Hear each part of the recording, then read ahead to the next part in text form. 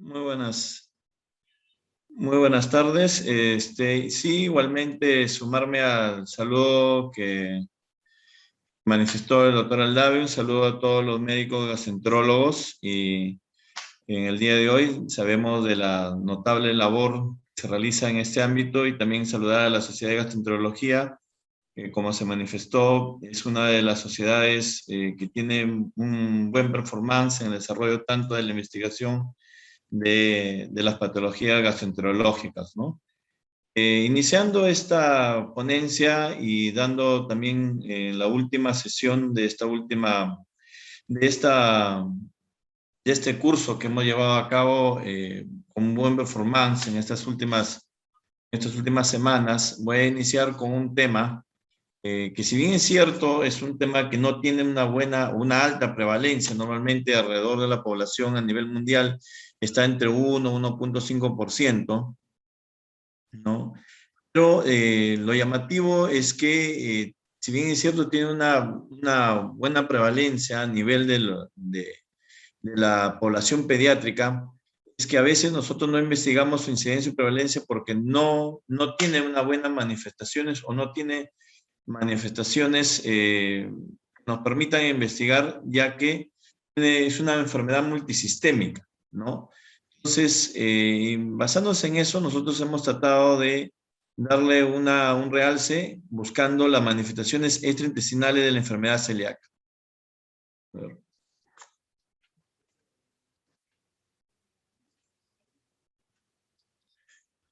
Como nosotros sabemos, la enfermedad celíaca es una forma de enteropatía que afecta a los individuos genéticamente predispuestos al entrar en contacto con los alimentos que contienen gluten, ¿no?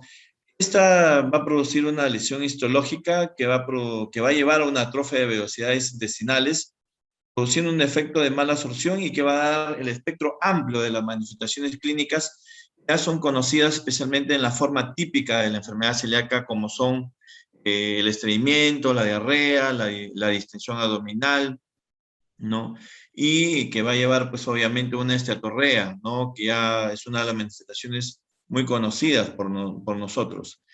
Pero eso es lo que se conoce, la forma clásica. Ya las clasificaciones recientemente en Oslo de 2012 y 2013 se han visto de que muchas de estas formas se quedan sin diagnóstico, ¿no? Es por eso que siempre la enfermedad celíaca se ha manifestado como un iceberg, ¿no? Lo que nosotros conocemos es la punta del iceberg, donde la forma clásica o sintomática es la que normalmente es diagnosticada, pero la forma normalmente pausa sintomática o oligosintomática o la forma actualmente conocida como subclínica, también en algunos pacientes se diagnosticadas, pero las que se quedan sin diagnóstico son las formas silente o subclínica, ¿no? O asintomática, perdón, y la forma latente.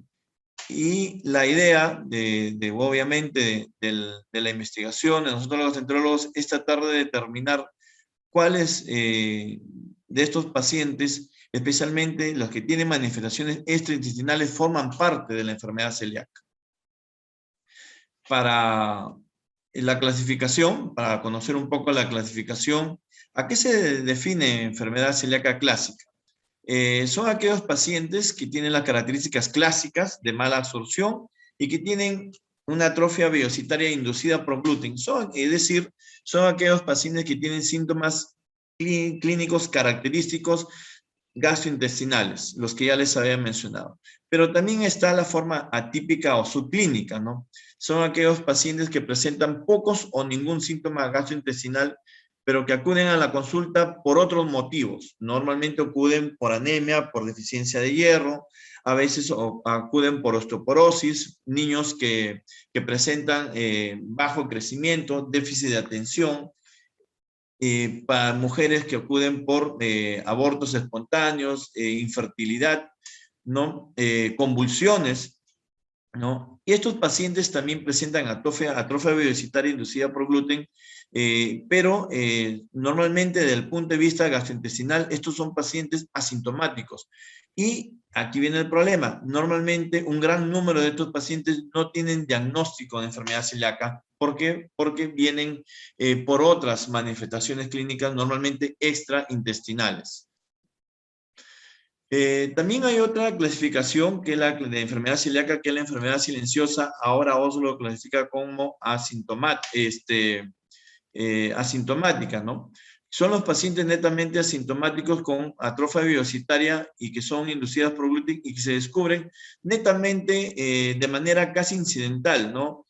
Son pacientes que se realiza un examen serológico o que se realiza una videoendoscopía con una biopsia y por algún otro motivo, por alguna otra molestia, y que ahí se le determina dentro de la biopsia una atrofia biocitaria o que durante el examen que se le pidió se le determinan anticuerpos serológicos para enfermedad celíaca. Estos pacientes son clínicamente silenciosos porque no tienen ninguna molestia gastrointestinal ni ninguna manifestación atípica de enfermedad celíaca, inclusive ninguna manifestación extraintestinal. También hay la clasificación latente, son aquellos pacientes, acá engloba esta clasificación, pacientes con un diagnóstico previo de enfermedad celíaca y que ya respondieron a una dieta libre de gluten y que la mucosa se presenta normal, ¿no? Este cuadrito revela cómo se presenta relacionando los síntomas, los test serológicos y las pruebas genéticas e inclusive la biopsia intestinal, cómo se va manifestando la diversa clasificación. Por ejemplo, en la forma clásica, normalmente estos pacientes mayormente tienen síntomas intestinales, algunos manifiestan síntomas extraintestinales, y los test serológicos, las pruebas genéticas, los complejos de histocompatibilidad, DQ2, DQ8 y las biopsias intestinales están presentes y son positivas. No así, por ejemplo, si uno compara con las formas silente o asintomáticas, ¿no? Aquí, por ejemplo, también estos pacientes no tienen síntomas, pero las pruebas serológicas sí salen positivas, y las pruebas genéticas también, y la biopsia intestinal también pueden salir positivas, ¿no? No así con la forma latente, que acá también estos pacientes son asintomáticos, y las pruebas también serológicas y las pruebas genéticas también pueden salir positivas, pero la biopsia son biopsias con mucosa normal, ¿no? Esa es una de las principales diferencias que encontramos en al comparar las formas clínicas de la enfermedad celíaca.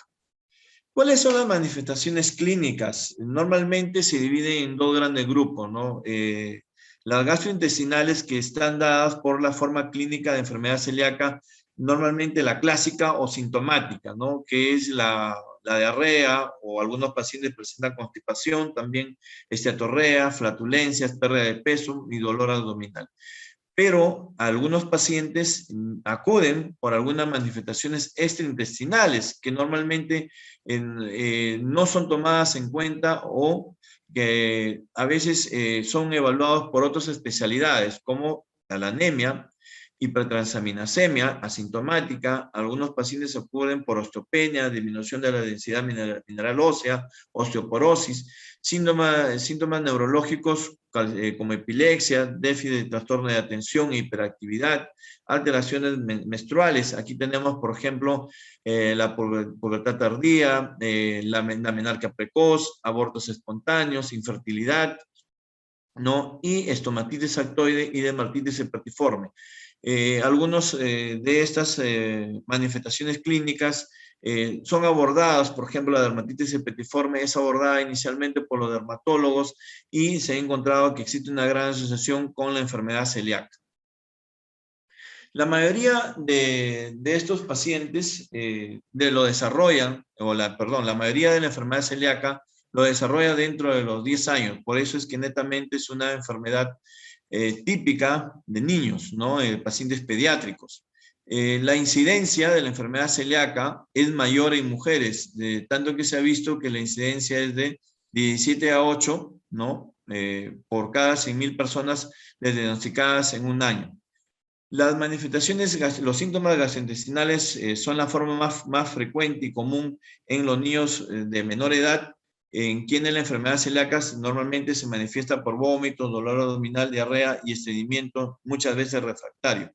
Y las manifestaciones extraintestinales se presentan normalmente en niños de mayor edad, en adultos y en personas adultas, ya adultos o adultos mayores.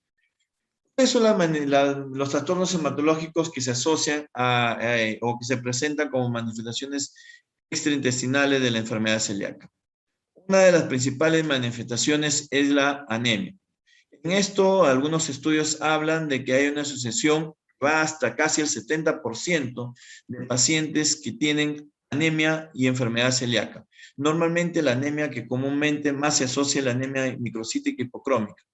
Y hasta el 46% de los casos de anemia están asociadas a una anemia subclínica o anemia o enfermedad celíaca atípica, no conocida anteriormente. También se ha visto que hasta un 20% de los pacientes que tienen enfermedad celíaca tienen deficiencia de hierro y que son refractarios al tratamiento de hierro. Entonces, cuando uno tiene un paciente pediátrico, especialmente, que le damos hierro al tratamiento y que no mejora, hay que sospechar de que puedas tener enfermedad celíaca. Y esto se debe, uno, al déficit de absorción de hierro a nivel de la atrofia de la mucosa intestinal y que también hay una asociación porque también se ve pérdidas de sangre oculta en heces en estos pacientes.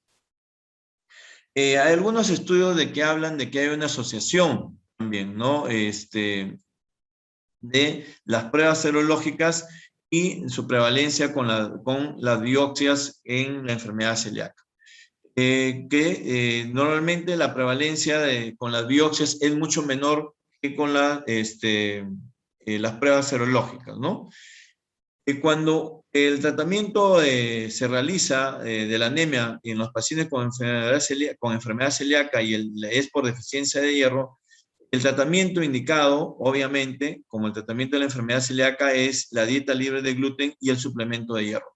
Se ha visto en estos pacientes que la hemoglobina se normaliza al año del tratamiento, ¿no? O sea, suprimiendo una dieta libre de gluten y dando suplemento de hierro, estos pacientes normalizan la hemoglobina al año. Y su reserva de hierro a los 2 años se reponen a su valor normal. También se ha visto que hasta un 25% de los pacientes que presentan atrofia parcial de las vellosidades y hasta más del 50% de los pacientes que tienen una atrofia total de las vellosidades tienen hemorragia gastrointestinal oculta, que normalmente es una hemorragia leve, no es una hemorragia severa.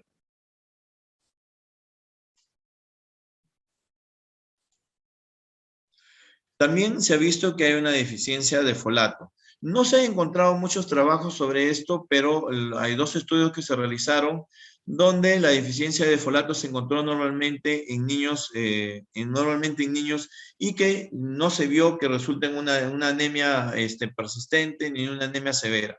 Y para esto, estos trabajos recomiendan de que el suplemento con hierro junto a una dieta libre de gluten pueda mejorar y ser el tratamiento establecido en estos pacientes. Perdón. La vitamina B12, también hay una deficiencia de vitamina B12 en estos pacientes y que pueda ser asociado y que se busca y que hay que buscarlo en los pacientes que tengan anomalías hematológicas y trastornos neurológicos como déficit de atención, convulsiones.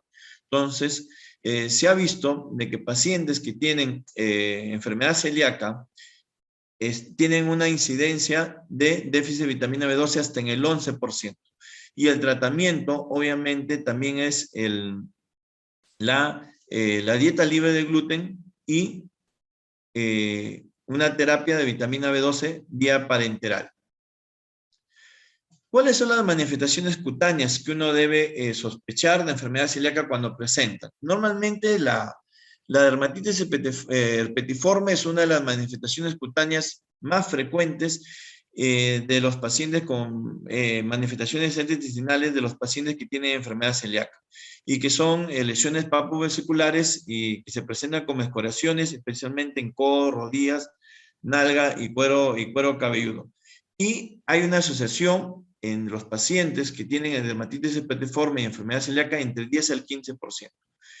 La gravedad de la enfermedad celíaca y la respuesta a la restricción del gluten no se correlaciona con la gravedad de la enfermedad de la inflamación intestinal. No existe una relación entre el daño de la mucosa intestinal y la gravedad de las lesiones y con la restricción con la dieta de gluten.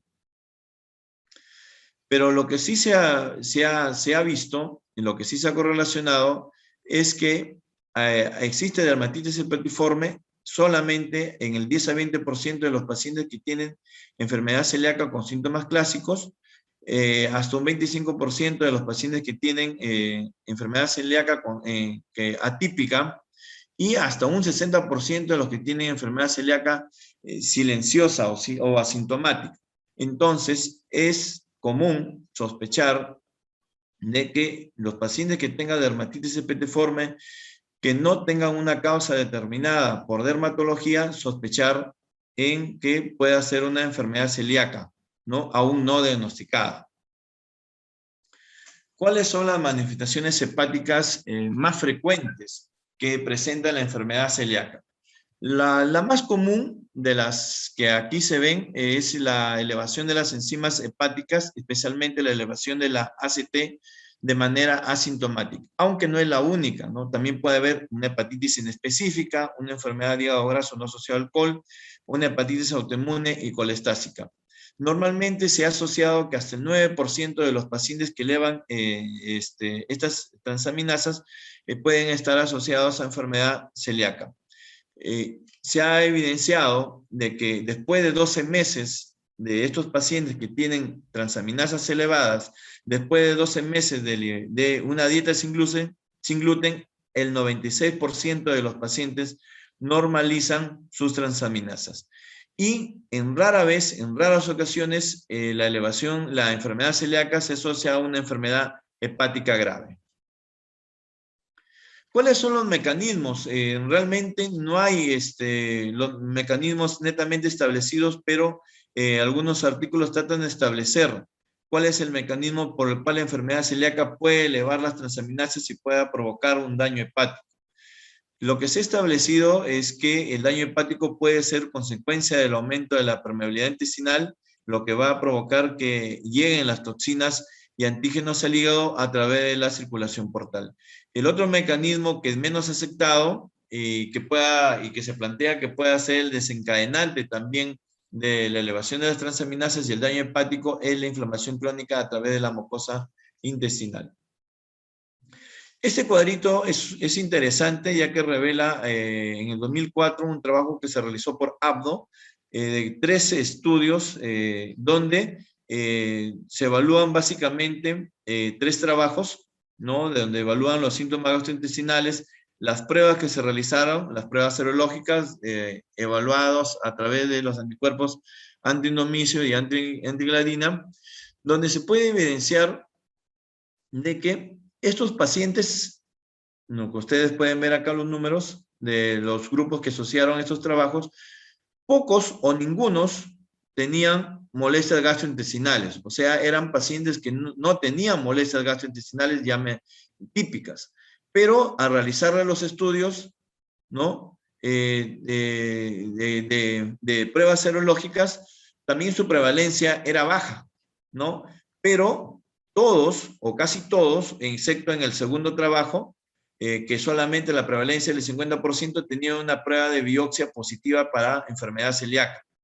Pero lo que sí se evidenció es que después de 12 meses de una dieta sin gluten, sí pude evidenciar de que en el trabajo de Volta y en el trabajo de Bordella, casi el 100% normalizaba, excepto en el segundo trabajo, el 70% normalizaba las transaminasas. De eso se puede concluir de que la hipertransaminasemia asintomática, después de una dieta sin gluten, normalizan las transaminasas, ¿no? Y esto se basó en las conclusiones que anteriormente mencioné.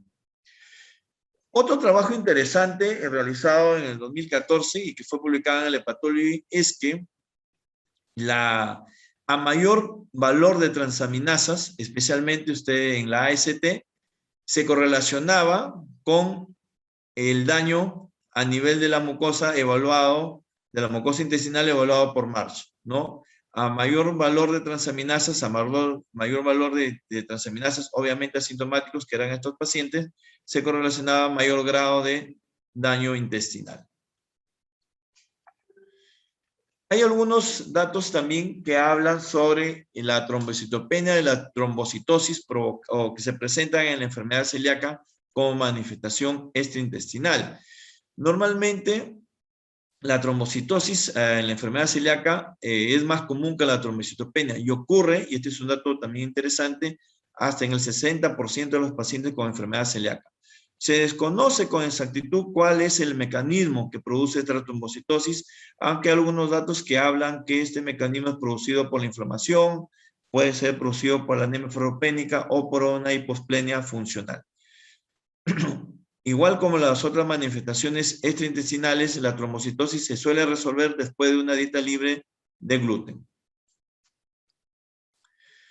La coagulopatía también se vio en estos pacientes con enfermedad celíaca. En un estudio realizado por Cabrallo, se encontró una asociación hasta el 18.5%, donde tenía una prolongación de TP, ¿no? Y tenía mayor probabilidad también estos pacientes de presentar anemia y alteraciones de las proteínas de hierro.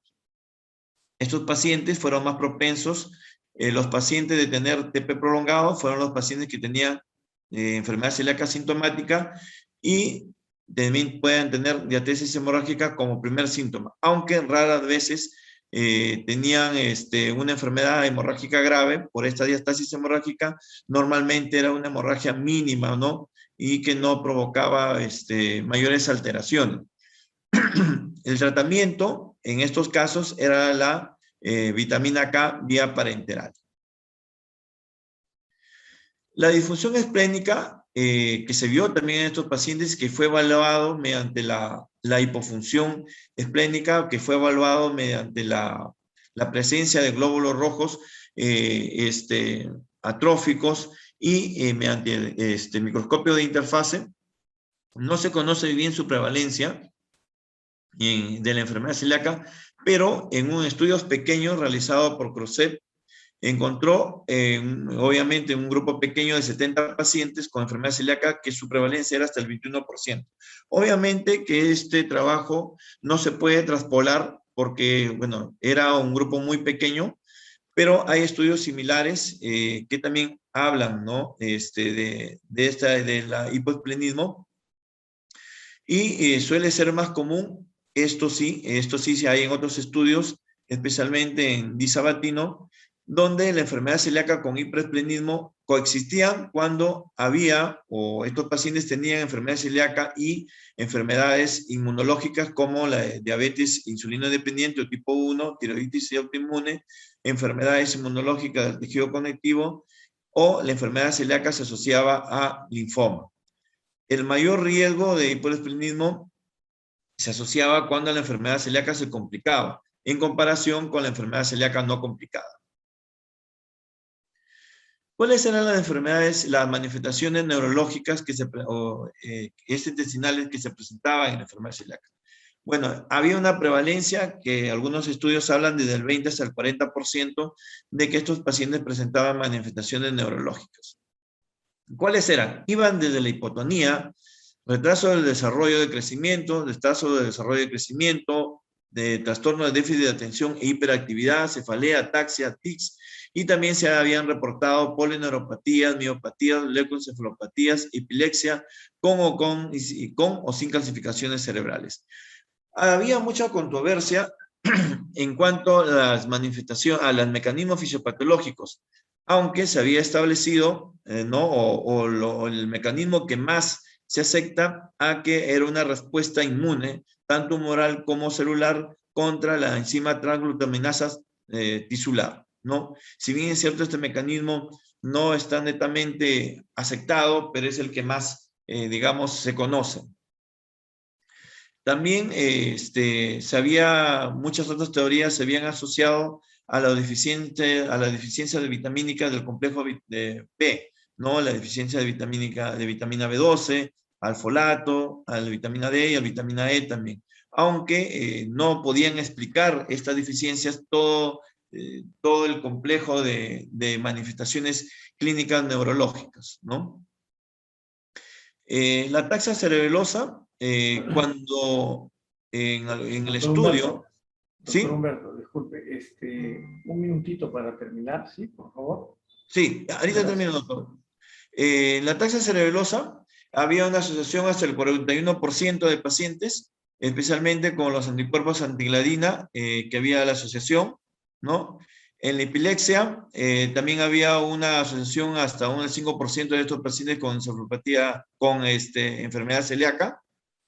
Y las manifestaciones ginecológicas, la infertilidad de, por ejemplo, de origen desconocido, hay hasta una asociación hasta el 15% de mujeres que no tenían una causa de infertilidad, hasta un 15% se asociaba a enfermedad celíaca. Me parece interesante, no se conocía muy bien la asociación si es que la enfermedad celíaca en el varón producía infertilidad. En el 2011, un trabajo hecho en Austria con un grupo importante de número de pacientes determinó de que la enfermedad celíaca no producía infertilidad en los varones. Y ya en las últimas diapositivas, la enfermedad, la osteopenia, se asocia hasta un 3 a 4% de pacientes con enfermedad celíaca y se había visto de que también la fractura de muñeca tenía mayor asociación en estos pacientes, ¿no? En conclusión, la enfermedad celíaca es un trastorno multisistémico cuyas manifestaciones extraintestinales se pueden manifestar en cualquier momento de la enfermedad. Es decir, se pueden presentar los síntomas y síntomas antes y después de las manifestaciones clásicas que tenemos en la enfermedad celíaca. Y la historia natural de la enfermedad celíaca no diagnosticada sigue aún sin estar clara. Muchas gracias.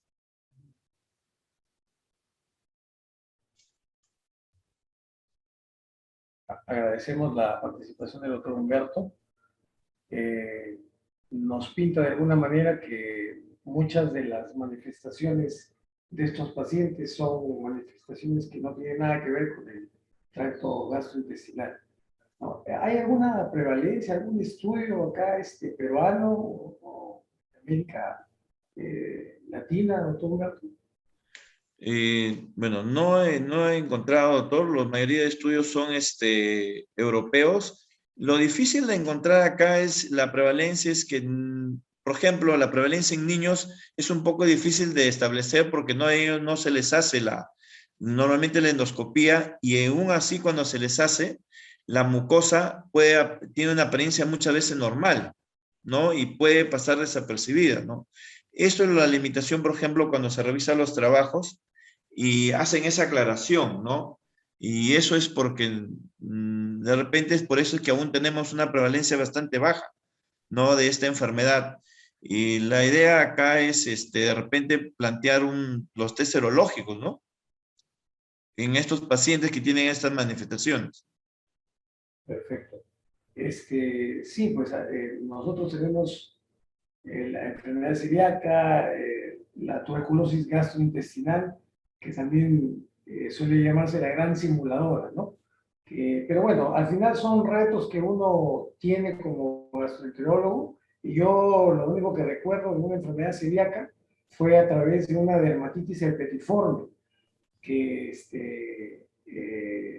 el servicio de dermatología, digamos, nos dio el hilo de la madeja, ¿no? Porque ellos llaman a esta dermatitis herpetiforme como la celiaquía de la piel, ¿no? Entonces, por ahí hicimos el seguimiento y finalmente en mis 18 años de gastroenterólogo fue la primera vez y única también que vimos una enfermedad celíaca. Bueno, le agradecemos, doctor, su participación.